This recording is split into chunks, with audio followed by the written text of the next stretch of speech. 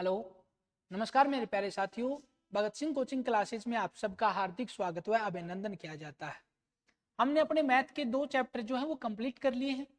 पहला चैप्टर हमने पढ़ा था परसेंटेज के बारे में और दूसरा चैप्टर हमने पढ़ा था कंपाउंड इंटरेस्ट के बारे में। आज हम अपने तीसरे चैप्टर की शुरुआत करने जा रहे हैं। तीसरा चैप्टर हम पढ़ेंगे प्रॉफिट एंड लॉस,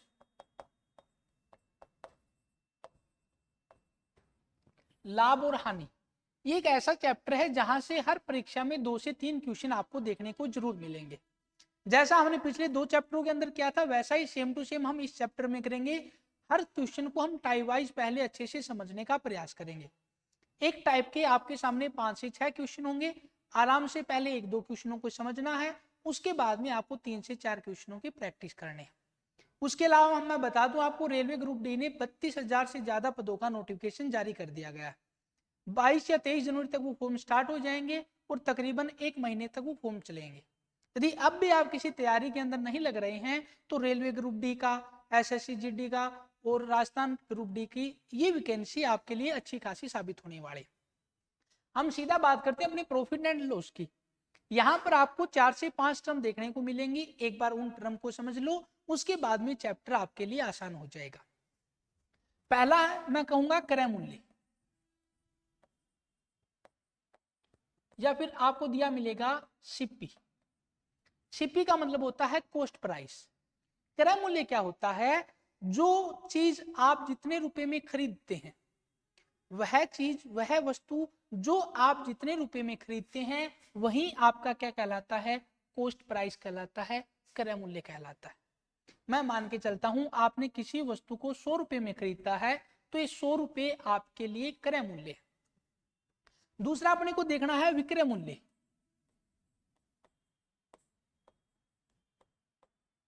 या फिर आप कहोगे सेलिंग प्राइस। सेलिंग प्राइस का मतलब होता है आप जो वस्तु जितने रुपए में बेच रहे हैं वही आपका सेलिंग प्राइस होगा।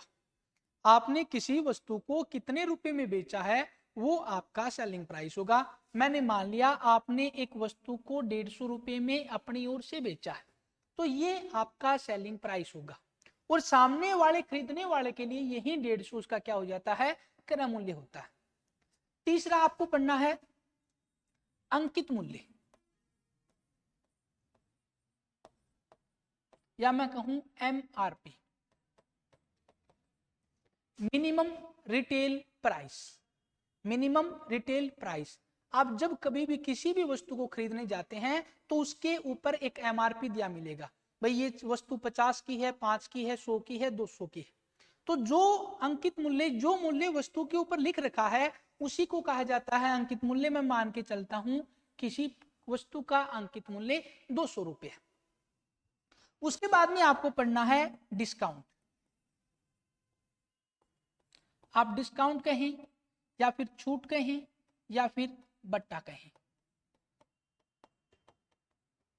डिस्काउंट और छूट का मतलब होता है आपने देखा कि किसी वस्तु की एमआरपी 200 रुपए है, लेकिन आप कहोगे ये 200 रुपए जो है वो ज्यादा है, तो दुकानदार क्या कहेगा कि मैं 5% छूट देता हूं या फिर 10% की छूट दे देता हूं। तो वही छूट जो है वो डिस्काउंट कहलाती है।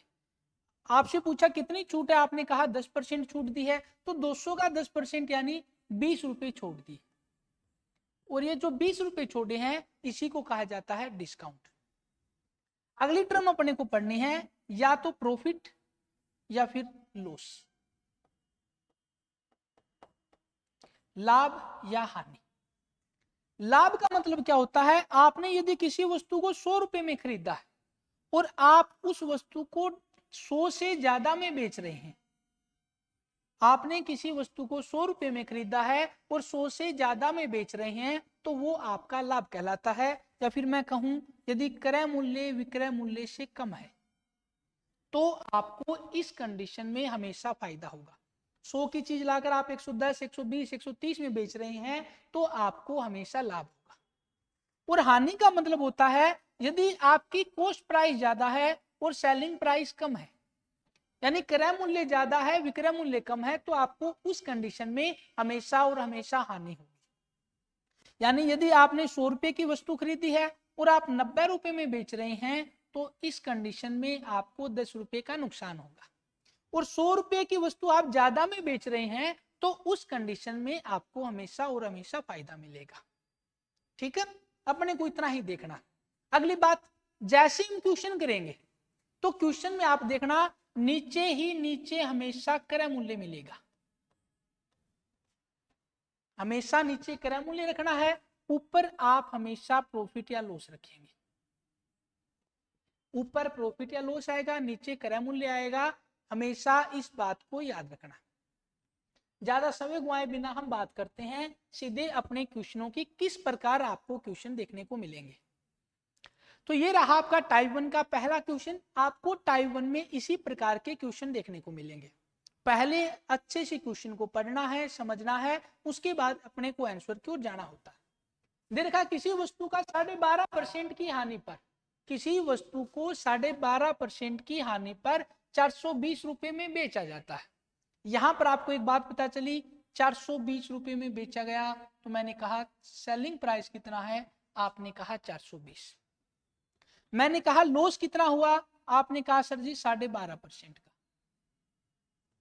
तो आपने सीधी सी बात कही होगी, सर जी लॉस हो रहा है तो क्रय मूल्य हमेशा इस 420 रुपए से ज्यादा आएगा। ऑप्शन की ओर देखोगे तो सारे के सारे ऑप्शन 420 से ज्यादा दे रखे हैं, सिर्फ ये 420 का है, तो ये वाला ऑप्शन आप सीधे भी काट सकते हैं। अब अपने को करना क्या है, इस परसेंटेज को अपने को फ्रैक्शन में बदलना है, जैसे हमने पिछले 2 चैप्टरों के अंदर पढ़ा था। 12.5% को आपने फ्रैक्शन में बदला 1/8, और मैंने थोड़ी देर पहले बताया था नीचे वाला हमेशा क्रय मूल्य होगा और ऊपर वाला या तो प्रॉफिट होगा या फिर लॉस होगा। और प्रॉफिट है या लॉस है, ये बात अपने को क्वेश्चन में दी मिलेगी। तो आप कहोगे सर जी यदि किसी वस्तु का क्रय मूल्य 8 है और उसके ऊपर यहां पर दे रखा है हानि होती है 1 रुपए की, तो सीधी सी बात है आपने वो वस्तु कितने रुपए में बेची होगी, आप कहोगे सर जी 7 रुपए में बेची होगी। यदि किसी वस्तु का क्रय मूल्य 8 है, 1 रुपए का नुकसान हो रहा है, तो आपने कितने में बेची होगी, आप कहोगे सर जी 7 में। लेकिन मैं कहूं 7 में नहीं, क्वेश्चन में दे रखा है आपने उस वस्तु को 420 में बेचा है। आप कहोगे बिल्कुल सही है, 7 रुपए की वस्तु को हमने 420 में बेचा है, तो मैं कहूंगा 1 की वैल्यू निकालोगे, आप कहोगे सर जी 1 की वैल्यू 60 है। जब इसकी वैल्यू 60 है तो ये तो आपका क्रय मूल्य था, जब इसको 60 से गुणा करोगे तो आप कहोगे 8 से 48, 480, और यही आपका वस्तु का क्या हो जाएगा, क्रय मूल्य। बिना समय गवाए अपने को इस 480 के ऊपर टिक करके आगे की ओर चले जाना है। जब आपका क्वेश्चन का आंसर सही आ जाए तो बार बार में क्वेश्चन को देखकर भी अपने को समय खराब नहीं करना। पहली बार अच्छे से देखें, उसके बाद ऑप्शन की ओर नजर डालें और फिर सीधा क्वेश्चन को सोल्व करने में अपना टाइम कमाएं। जैसे ही आपने अपना टाइम सही टाइम इस समय क्वेश्चन के ऊपर लगाया है, आपने पता चला 480 आ गया है, ऑप्शन भी है, तो अपने को सीधा स्किप करके आगे चले जाना चाहिए। अब यदि आप नोट्स बना रहे हो तो पीछे वाला एक तो ये वाला पेज आपको अच्छे से समझना है, लिखना कुछ नहीं, सारी की सारी दिमाग वाली चीजें हैं। हाँ भाई ये चीज दे रखी है, ऐसे ऐसे अपने को करना है। बार बार मैं जहां पर क्रय मूल्य का नाम आएगा मैं सीपी का नाम यूज करूंगा, कॉस्ट प्राइस का। जहां विक्रय मूल्य का नाम आएगा तो मैं सेलिंग प्राइस नाम लिखूंगा। अंकित मूल्य दिया मिलेगा तो मैं कहूंगा एमआरपी। ठीक है, डिस्काउंट छूट की बात कर रखी होगी तो हम डी लिखेंगे, प्रॉफिट लाभ के लिए पी लिख देंगे और हानि के लिए लॉस यानी एल लिख देंगे। अब अपने को नोट्स में पहले टाइप का एक पहला क्वेश्चन अच्छे से उतार लेना। जैसे आपने इस क्वेश्चन को उतारा, अपने को स्किप करके दूसरे क्वेश्चन के ऊपर चले जाना। यदि ये टाइप आप समझ गए हैं तो आपको केवल और केवल इस टाइप का क्वेश्चन करके देखना है अपनी प्रैक्टिस के लिए।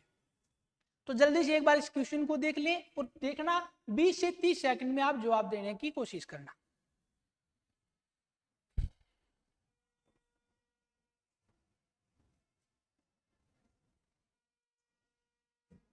बात करते हैं क्वेश्चन के, यहां पर अपने को दे रखा है एक वस्तु को 20% की हानि पर 160 रुपए में बेचा गया, तो मैं कहूंगा आपको सेलिंग प्राइस दे रखा है। आप कहोगे जी दे रखा है, मैंने कहा कितना दे रखा है, तो आप बताओगे 160 रुपए। आपका सेलिंग प्राइस आ गया है 160 रुपए।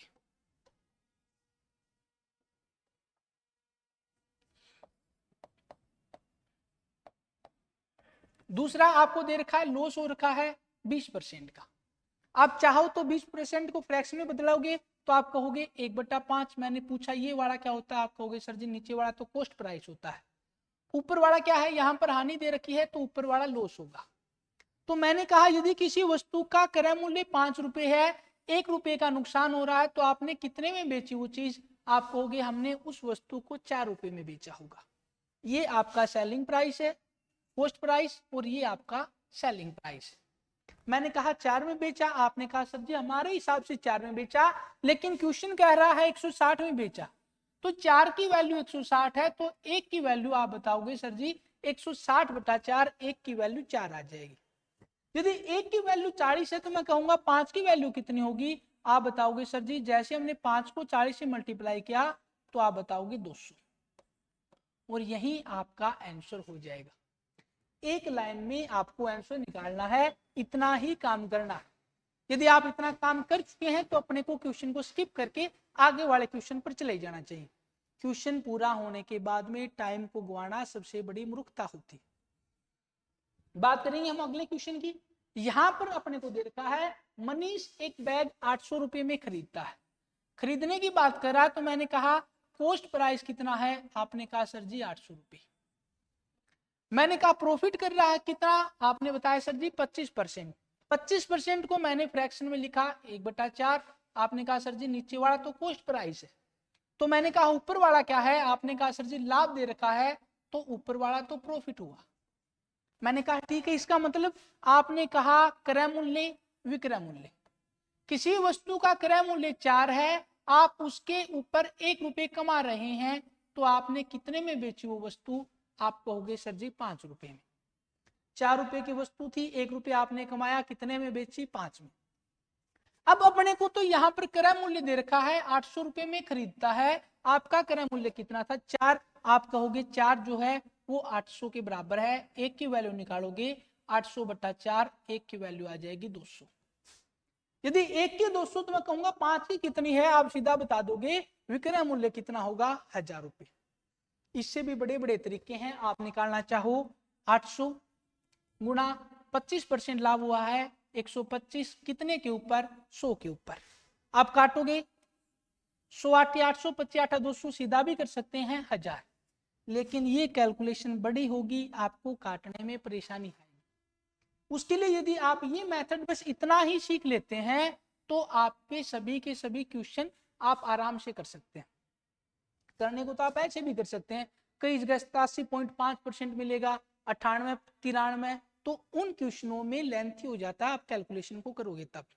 तो उसकी बजाय मैं इस कैलकुलेशन को सपोर्ट करता हूं कि आपको इस प्रकार की कैलकुलेशन जो है वो करनी चाहिए, बजाय कि इसके। करने के 1000 तरीके हैं, कैसे भी आप क्वेश्चन को कर सकते हैं, लेकिन स्मार्ट तरीका जल्दी क्वेश्चन निकालना बिना गलती के बिना एरर के, वही आपको पेपर में कामयाबी दिलाता है। यहां पर एक क्वेश्चन के ऊपर नजर डालेंगे, दे रखा है एक व्यक्ति एक वस्तु को 250 रुपए में खरीदता है, जितना दिया है उतना ही लिखा, आपने कहा सर जी क्रय मूल्य दे रखा है 250 रुपए। दे रखा है यदि वस्तु को x रुपए में बेचा जाता है, कोई ना कोई विक्रय मूल्य होगा, तब उस इंसान को 8% की हानि होती है। हम उसी प्रकार करेंगे, 8% को आप फ्रैक्शन में लिखोगे 8/100, 4 से काटा 2, 4 से काटा 25, ये क्या है, आप कहोगे सर जी क्रय मूल्य, ये क्या है, आप कहोगे सर जी लॉस दे रखा है, तो ये लॉस होगा। मैंने कहा किसी वस्तु का क्रय मूल्य जो है वो 25 रुपए है और इस वस्तु के ऊपर 2 रुपए का नुकसान हो रहा है, तो आपका विक्रय मूल्य कितना होगा, आपने सीधा बता दिया सर जी 23 होगा। मैंने कहा ठीक है 23 होगा, लेकिन यहां पर दे रखा है 250 रुपए में खरीदता है, इस 25 की वैल्यू 250 है, 1 की वैल्यू 10 आ जाएगी, तो 23 का मान कितना आ जाएगा, आप सीधा बता दोगे 230 आ जाएगा।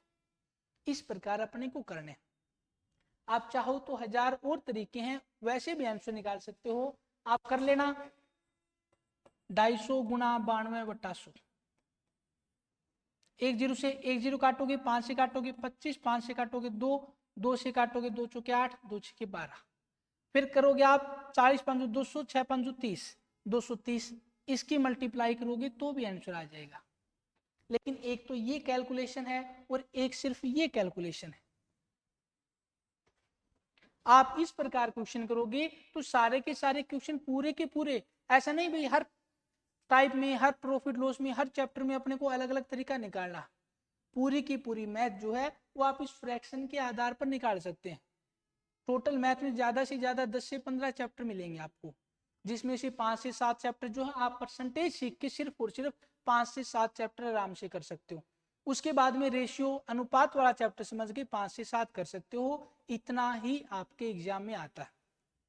तकरीबन मैं बात करूं एग्जाम में यदि आपके 20 नंबर की मैथ आती है तो ये मान के चलो इस 20 नंबर में से 17 से 18 नंबर जो है वो बच्चा आराम से 2 महीने पढ़ के भी ला सकता है।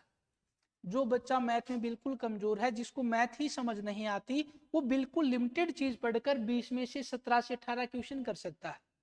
यदि आपको पढ़ना है पूरा का पूरा 20 में से 20 लेके आने हैं तो आपको फिर थोड़ा लेंथी और भी पढ़ना पड़ता है। लेकिन आप चाहते हैं भी 17 से 18 नंबर आ जाए, अपना तो एग्जाम पास हो जाए, तो इतने नंबरों में आराम से पास हो जाता है। कोई एग्जाम ऐसा नहीं देखा होगा आज तक कि 100 में से उसकी 100 मेरिट रही होगी, थोड़ी कम रहती, तो हमको लिमिटेड चीज पढ़ के एक बार काम चलाने चाहिए। आप देखोगे स्टार्टिंग में 10 नंबर आने स्टार्ट होंगे, फिर 15, फिर 17 से 18, जैसे ही स्कोर के ऊपर पहुंच जाए फिर अपने को 20 में से 20 वाली थ्योरी के ऊपर चलना चाहिए। लेकिन बच्चे पहले ही सीधा 20 के ऊपर जाने के प्रयास करते हैं और मैथ में फिर 20 में से 2 नंबर भी नहीं आएंगे। अगले क्वेश्चन की बात करते हैं। यहां पर अपने को सेम टाइप का सेम क्वेश्चन है, जल्दी से एक बार इस क्वेश्चन को करके देख लेना। यहां पे देखा पंकज एक मोबाइल 4,500 रुपए में खरीदता है। मैंने कहा उसका कॉस्ट प्राइस कितना है, क्रय मूल्य कितना है। आपने कहा सर जी 4500। वहां पर दे रखा 5,175 रुपए में बेचता है। मैंने कहा सेलिंग प्राइस कितना है। आपने कहा सर जी 5,175 है। तो मैंने पूछा उसका लाभ का परसेंट कितना है। आपने कहा सर जी हमने तो एक फॉर्मूला सा देखा था जिसमें आपने बताया कि ऊपर हमेशा प्रॉफिट या लॉस रहेगा और नीचे हमेशा क्रय मूल्य रहेगा। तो मैंने कहा हाँ बिल्कुल सही है, ऐसा ही देखा था। तो आप कहोगे सर जी नीचे तो हमने क्रय मूल्य लिख दिया, क्रय मूल्य दे रखा है 4,500 रुपए, लेकिन ऊपर हमको प्रॉफिट होगा या लॉस होगा ये नहीं दे रखा। तो मैंने कहा दे रखा है। यदि आप ध्यान से देखोगे तो आप देखोगे दे रखा है। 4,500 की चीज आप ज्यादा में बेच रहे हो। मैंने थोड़ी देर पहले बताया था यदि क्रय मूल्य से विक्रय मूल्य ज्यादा है तो आपको लाभ होगा। मैंने कहा कितने का लाभ हुआ, तो आपने इसको घटा के बताया सर जी 675 रुपए का लाभ हुआ। मैंने कहा नीचे कॉस्ट प्राइस 4,500 ठीक है। आपने कहा परसेंटेज में पूछ रखा है, तो मैंने कहा मल्टीप्लाई 100 कर दो प्रतिशत के लिए, इतना ही तो करना है। आपने इसको काटा, 9 से काट दिया, 9 5 45, 9 7 63, 45, 9 5 45, 5 से काटा, आपने बता दिया कितना लाभ होगा। आप बताओगे सर जी 15%। इतना ही तो अपने को करना है, इससे ज्यादा अपने को कुछ नहीं करना। अगले क्वेश्चन की ओर चलते हैं। यहां पर अपने को दे रखा है एक दुकानदार एक किताब 224 रुपए में बेचता है। यहां से मुझे पता चला वस्तु का विक्रय मूल्य कितना है। आपने कहा 224 रुपए। फिर आगे मैंने कहा बेचने पर उसे 28% का लाभ होता है। मैंने कहा प्रॉफिट कितना हुआ। आपने कहा सर जी 28% का। तो मैंने कहा ठीक है, आप चाहो तो इसको फ्रैक्शन में बदल लो। कैसे, 28/100 कर देना सीधा। 4 से काटोगे 4 7 28, 4 से काटोगे 25। तो मैंने कहा है ये क्या है। आपने कहा सर जी नीचे वाली वैल्यू हमेशा क्रय मूल्य होती है। मैंने कहा तो ये क्या है। आपने कहा सर जी ऊपर लाभ दे रखा है तो 7 रुपए का लाभ हुआ। 25 की चीज खरीद रहे हो, 7 रुपए कमा रहे हो, तो कितने में बेचोगे। आप कहोगे 32 रुपए में। लेकिन मैंने देखा यहाँ पर किताब 32 की बजाय किसमें बिक रही है, तो आप बताओगे 224 में। तो मैंने कहा 32 का मान 224 है तो एक का मान कितना होगा। आपने कहा 7। एक का मान 7 है तो 25 का मान कितना होगा। 25 आता आप बताओगे 175, और यही आपका आंसर हो जाएगा। जीवन में इससे आसान कभी भी आपको कहीं नहीं मिलेगा। अच्छे से क्वेश्चन को देखना है, क्या क्या दे रखा है वो देखना है। उसके बाद अपने को कहीं भी टाइप को कॉन्सेप्ट को चेंज करने की आवश्यकता नहीं है। परसेंटेज में भी हमने ऐसे ही पढ़ा था, कंपाउंड इंटरेस्ट में भी सेम चीजें पढ़ी थी, सिर्फ फ्रैक्शन आपको बनानी चाहिए। आप कहते नहीं तो सर जी 100 की चीज को हमने 128 में बेचा है, सही बात थी। 128 किसके बराबर है, 224 के बराबर। तो आप कहोगे ए का मान कितना है 224 बटा 128 गुणा 100। और इस चीज की कैलकुलेशन इसके मुकाबले ज्यादा मुश्किल है और यहाँ पर बच्चे जो हैं वो अक्सर छोटी छोटी गलतियां कर देते हैं। इसको काटोगे तो भी आंसर यही आना है, इसको काटोगे तो भी आंसर यही आना है। सिर्फ इतना सा काम करना है और आपका क्वेश्चन सही हो जाएगा। अगले क्वेश्चन की बात करते हैं। यहां पर दे रखा है एक दुकानदार एक टीवी 1400 रुपए में बेचकर 30% की हानि उठाता है। आपने कहा ठीक है, एक दुकानदार एक टीवी 1400 रुपए में बेचता है, 30% की हानि उठाता है। आगे दे रखा है यदि वह 18% का लाभ कमाना चाहता है तो उसे कितने रुपए में बेचना होगा। आप कहोगे सर जी विक्रय मूल्य दे रखा है, लाभ दे रखा है, हानि दे रखी है, क्या नहीं दे रखा, क्रय मूल्य। और क्वेश्चन को निकालने के लिए अपने को लाभ हानि में क्रय मूल्य तो चाहिए ही चाहिए। आपकी वो वस्तु कितने रुपए में आई है तभी तो आप बताओगे प्रॉफिट हुआ कि लॉस हुआ। यहाँ पर दिया 1400 रुपए में बेचकर 30% की हानि उठाता है। मैंने कहा 30% की फ्रैक्शन, आपने कहा सर जी 3/10। ये वाला क्या है क्रय मूल्य, ये वाला क्या है आप कहोगे लॉस। मैंने कहा 10 की चीज को आपके हिसाब से 7 में बेचा, आपने कहा बिल्कुल सर 10 की चीज को हमने 7 में बेचा लेकिन 7 की वैल्यू तो दे रखी है, आपने 1400 रुपए में बेचा। एक की वैल्यू निकालूंगा 200 तो मेरा वस्तु का क्रय मूल्य कितना आ गया 2000। ठीक है, ये वस्तु का क्रय मूल्य। अब दे रखा है यदि वह 18% लाभ कमाना चाहता है, इसको 18% ज्यादा में बेचना चाहता है, तो आप चाहो तो ऐसे कर लेना, आंसर आपका आ जाएगा क्योंकि अपने को केवल 118 को 20 से गुणा करना है। तो आप कहोगे सीधा सीधा 236, 2360। आप चाहो तो 18% को फ्रैक्शन में बदलोगे, 2 से काटोगे 9, 2 से काटोगे 50, यानी सर जी वो 50 की चीज को 59 में बेच रहा होगा। इस 50 का मान है 2000, तो 1 का मान 40, इसको 40 से गुणा करना है। 9 चौके 36, 3 5 चौके 20, 3 23, 2360। कैसे भी निकालो अपने को आंसर आना चाहिए। बस आपको इतना ध्यान रखना कि आपकी कैलकुलेशन मुश्किल ना हो, दशमलव संख्या से अपने को बचना है और कम से कम टाइम में अपना क्वेश्चन सही हो जाए। चाहे ऑप्शन देखकर हो, चाहे इन फ्रैक्शन से हो, कैसे भी हो, कम से कम समय में आपको क्वेश्चन को सही करना होगा। ठीक है, टाइप 1 में आपको इतने ही क्वेश्चन पढ़ने। कल हम टाइप 2 पढ़ेंगे, उससे पहले टाइप 1 की आपको अच्छे से प्रैक्टिस कर लेनी है, एक एक बात को फिर से देख लेना। जैसे आप ये चीजें समझ जाओगे तो आज मान के चलो यदि आपने टाइप 1 बेसिक समझ लिया है तो पूरा प्रॉफिट एंड लॉस का चैप्टर आप क्लियर बनो। उससे ज्यादा कुछ चीजें नहीं आएंगी, सिर्फ और सिर्फ इन क्वेश्चनों को लेंथी बनाया जाएगा। थोड़े से टाइप हम 10 से 15 टाइप को कवर कर लेंगे, जिसमें डिस्काउंट भी आ जाएगा, जिसमें सेलिंग प्राइस वगैरह एमआरपी सब कुछ आ जाएगा, कितने रुपए में कितनी वस्तुएं खरीदे, कितने रुपए में कितनी वस्तु बेचे। हर टाइप के क्वेश्चन को हम बारीकी से अच्छे से समझने का प्रयास करेंगे। और एक टाइप का एक क्वेश्चन इसलिए नहीं कर रहे ताकि आपको कंफ्यूज ना हो, भाई ये क्वेश्चन ऐसे किया था अगला ऐसे कर दिया। बारी बारी एक एक सीढ़ी को चढ़ते जाओगे, देखोगे 5 से 7 दिन में जैसे आपने प्रॉफिट लॉस और पढ़ लिया तो देखोगे आपके 3 चैप्टर कंप्लीट हो जाएंगे। उसके बाद में हम सीधा सिंपल इंटरेस्ट की बात करेंगे और परसेंटेज के जितने भी चैप्टर हैं वो आपके क्लियर मिल जाएंगे। एक चैप्टर के ऊपर आपने 4 चैप्टरों को अच्छे से देख व समझ लिया। उसके बाद में इन क्वेश्चनों की एक बार फिर से प्रैक्टिस कर लेना, या मैं कहूं प्रीवियस ईयर के इन चारों चैप्टरों से हम क्वेश्चन आपको खुद करवा देंगे। आपको बस प्रैक्टिस करनी है और नोटबुक बनाकर आपको ये सारे नोट्स उतारने। मैं ये नहीं कहता आप एक टाइप के 8 क्वेश्चन कर लिए 8 के 8 उतारो। एक टाइप का आपने नोटबुक में एक क्वेश्चन उतार लिया, भाई टाइप 1 का ये क्वेश्चन है तो ठीक है, टाइप 2 का ये क्वेश्चन है। इस प्रकार ज्यादा से ज्यादा 8 से 10 टाइप बनते हैं, तो आपको अपनी नोटबुक में 8 से 10 क्वेश्चन ही उतारने हैं। और आप देखोगे आपने चुटकियों के अंदर 2 महीने के अंदर पूरी मैथ को अच्छे से समझ लिया है, हर क्वेश्चन को आप आसानी से कर पा रहे हैं। तो कल की क्लास में मिलते हैं जहां पर हम टाइप 2 की बात करेंगे। यदि आप ये पूरा का पूरा जो पीडीएफ कंटेंट है, ये क्वेश्चन जो है चाहते हैं भी हमारे पास आ जाएं, तो आप हमारे ऐप को डाउनलोड कर लेना। फ्री कंटेंट के अंदर ये सारे पीडीएफ वहां पर मिल जाएंगे। इसके लिए आपको अलग से कोई भी चार्ज देने की आवश्यकता नहीं है।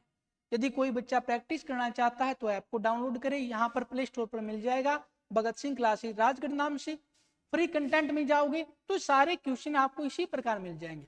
अच्छे से इन क्वेश्चनों की प्रैक्टिस करनी। ठीक है साथियों, मिलते हैं कल। धन्यवाद। जय हिंद, जय भारत।